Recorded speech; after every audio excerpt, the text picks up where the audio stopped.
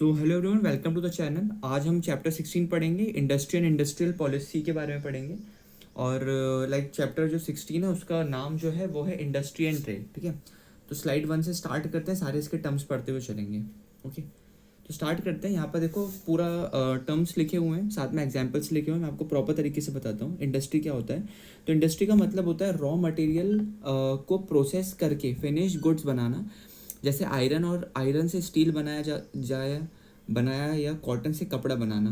Consumer goods वो होते हैं जो डायरेक्टली लोग यूज़ करते हैं, जबकि प्रोड्यूसर गुड्स दूसरे गुड्स बनाने का काम करते हैं। ओके, लाइक एग्जांपल्स यहाँ पर लिखे हुए हैं, स्टील, ऑटोमोबाइल और टेक्सटाइल इंडस्ट्रीज। ओके, अब इसमें कुछ इंपॉर्टेंट फैक्ट देख लेते हैं। देखो, इंपॉर्टेंट फैक्ट में टिस्को का फुल फॉर्म यहाँ पर है, सॉरी, ओके, TISC, उसकी फुल फॉर्म क्या होता है? इसका फुल फॉर्म होता है Tata iron steel company.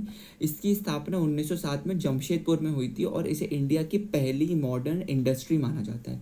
Industry policies के बारे में लिखा हुआ है यहाँ पे, लाइक इंडस्ट्री पॉलिसीज़ गवर्नमेंट के जो रूल्स होते हैं ना, रूल्स और गाइडेंस का कलेक्शन होता है जो इंडस्ट्रीज डेवलपमेंट और ग्रोथ को डायरेक्शन देता है। साथ में इंपॉर्टेंट फैक्ट्स यहाँ पर डले हुए हैं, इंपॉर्टेंट फैक्ट्स यहाँ पर पढ़ लेना। Like India's first industrial policy introduce by, किसने किया था इंट्रोड्यूस? इंडस्ट्री पॉलिसीज़ की सारी चीज़ें लिखी हुई हैं। लाइक इंडिया की पहली इंडस्ट्री पॉलिसीज़ 1948 में SP मुखर्जी ने इंट्रोड्यूस की थी। इसके बाद इंडस्ट्रियल डेवलपमेंट को सपोर्ट करने के लिए कई पॉलिसीज़ लग गई थी। ठीक है, तो ये सारी पॉलिसी लिखी हुई हैं। आगे बात करते हैं। Okay, so new industrial policies 1991 and industrial licensing के बारे में हम बात करेंगे। तो सबसे पहले यहाँ पर सारे टर्म्स लिखे हुए हैं। अनाउंस कब था? 24 जुलाई 1991 में। देखो ये पूरे जो टर्म्स है ना, ये इकट्ठे एक बार में पढ़ा देता हूँ। देखो, 1991 की इंडस्ट्रियल पॉलिसी ने इंडियन इकोनॉमी को ओपन किया, गवर्नमेंट कंट्रोल कम हुआ और प्राइवेट कंपनीज को ज़्यादा अपॉर्चुनिटीज़ मिले। इससे इंडियन इंडस्ट्रीज इंटरनेशनल मार्केट में compete करने लगी थी। साथ में इसके ऑब्जेक्टिव्स लिखे हुए हैं। ऑब्जेक्टिव्स का देखो क्या है, इस पॉलिसी का मेन एम इंडस्ट्रीज को जो अननेसेसरी रेस्ट्रिक्शंस होती है ना, उससे फ्री करना था, ताकि प्रोडक्शन और एफिशिएंसी ना अच्छे से बढ़ सकें। ठीक है, उसके बाद से इंडस्ट्रीज रिक्वायरिंग कंपलसरी लाइसेंसिंग के बारे में लिखा हुआ है। लाइक कुछ सेंसिटिव इंडस्ट्रीज में गवर्नमेंट की परमिशन लेना कंपलसरी होता है, क्योंकि ये नेशनल सिक्योरिटी और पब्लिक सेफ्टी से जुड़ी होती है। Like alcohol drinks, cigar, cigarettes, defence, industrial hazardous chemicals, ये सारी चीज़ें। एग्जाम फैक्टर में एक चीज़ लिखी हुई है कि new industrial policy was a major part of LPG reforms. ठीक है, LPG का full form liberalisation, privatisation, globalisation. Okay, LPG। आगे बात करते हैं स्लाइड 3 की। स्लाइड 3, हाँ, okay okay, done. Slide 3, index of industrial production, IIP and core sector.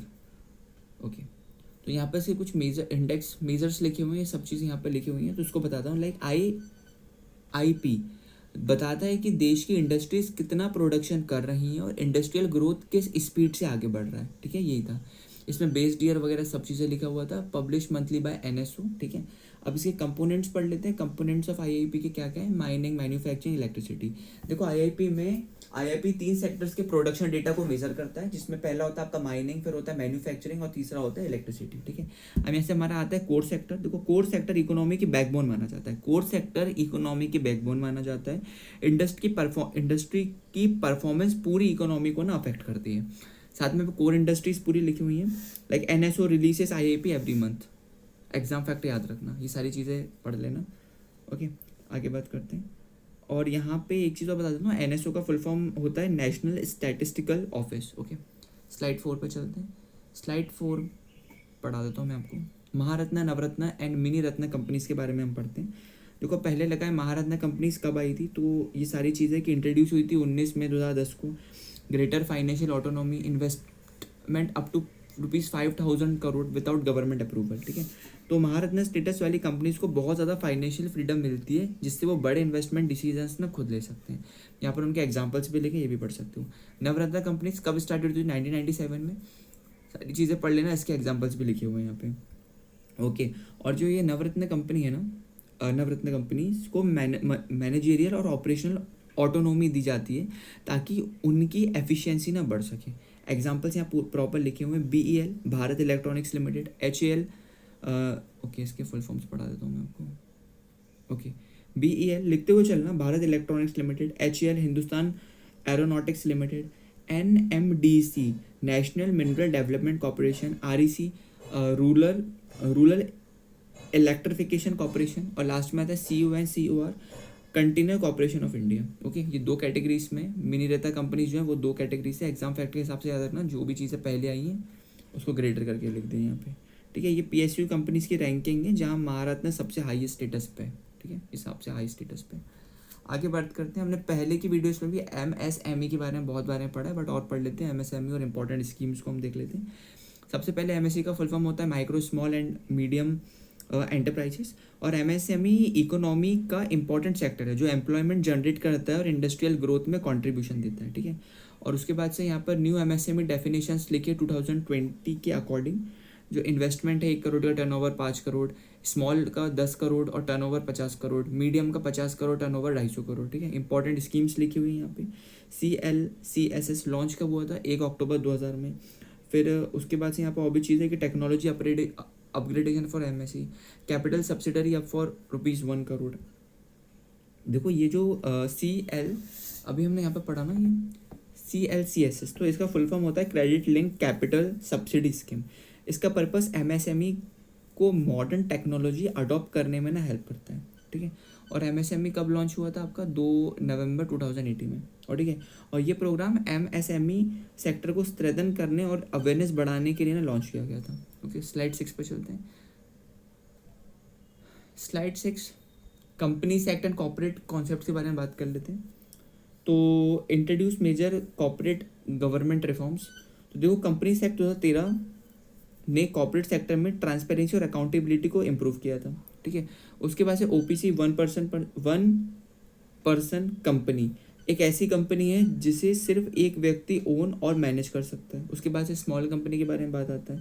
Like छोटी कैपिटल और टर्नओवर वाली कंपनीज को स्मॉल कंपनी कैटेगरी में रखा जाता है। फिर बात करते हैं डोरमेट कंपनी की। लाइक ऐसी कंपनी जो रजिस्टर्ड है लेकिन कोई बिजनेस एक्टिविटी नहीं कर रही है। फिर आता है आपका शेल कंपनी। शेल कंपनी में क्या होता है? लाइक ऐसी कंपनी जो अक्सर इलीगल ट्रांजेक्शन या मनी लॉन्ड्रिंग के लिए यूज़ किया जाता है। फिर आता है LLP। LLP का फुल फॉर्म होता है लिमिटेड लाइबिलिटी पार्टनरशिप। देखो LLP पार्टनरशिप और कंपनी दोनों का फीचर्स का कॉम्बिनेशन होता है। इसे लिमिटेड लाइबिलिटी पार्टनरशिप एक्ट 2008 के थ्रू इंट्रोड्यूस किया गया था। फिर आता है NFRA, national financial reporting authority. अब NFRA ऑडिटिंग प्रोसेसिंग जो होता है ना, ऑडिटिंग प्रोफेशन, सॉरी अरे यार, ओके, तो क्या पढ़ा रहा था मैं आपको? NFRA है ना। तो NFRA ऑडिटिंग प्रोसेसिंग और अकाउंटिंग स्टैंडर्ड्स को रेगुलेट करता है। ठीक है, फिर आपका आता है SFIO। इस पर पहले ही हाईलाइट हो गया है ना, ये SFIO। तो SFIO क्या होता है? Serious fraud investigation office. SIFO बड़े कॉर्पोरेट फ्रॉड्स की इन्वेस्टिगेशन करते हैं। ठीक है, फिर आपका आता है CSR, corporate social responsibility. CSR के थ्रू कंपनीज सोसाइटी के वेलफेयर के लिए अपने प्रॉफिट्स का हिस्सा स्पेंड करती हैं। ठीक है, अब यहाँ पे जो भी हमने पढ़ा उसका 1 लाइनर लिख के दिया है, इसका स्क्रीनशॉट लेके रख लेना आप। ठीक है, और ये सारी चीज़ें आप अच्छे तरीके से पढ़ सकते हो। ठीक है, इसका स्क्रीनशॉट लेना, और नीचे पूरे MCQ क्वेश्चन लिखे हैं जो इसके बड़े इंपॉर्टेंट MCQs हैं। टोटल 8 है, इसका स्क्रीनशॉट लेना। सबके यहाँ से मैंने लिख के रखा है। कोई भी MCQ में ना अगर कन्फ्यूजन हो, डाउट हो, तो मुझे कमेंट सेक्शन में बता देना और बड़े तरीके से इसको एक्सप्लेन कर देंगे। तो मिलते हैं फिर एक नई वीडियो के साथ, है ना। और बाकी ये हमारा चैप्टर था, चैप्टर नंबर 16। तो चैप्टर नंबर 16 पे हमने कंप्लीट कर दिया है। अब हमारी सीरीज़ के सिर्फ 2 चैप्टर बचे हुए हैं, चैप्टर नंबर 17 और 18। तो वो कंप्लीट करेंगे। अब इसके बाद चैप्टर नंबर 17 पढ़ेंगे, international organisation and world bank. तो मिलते हैं नई वीडियो के साथ, तब तक के लिए जय हिंद, जय भारत।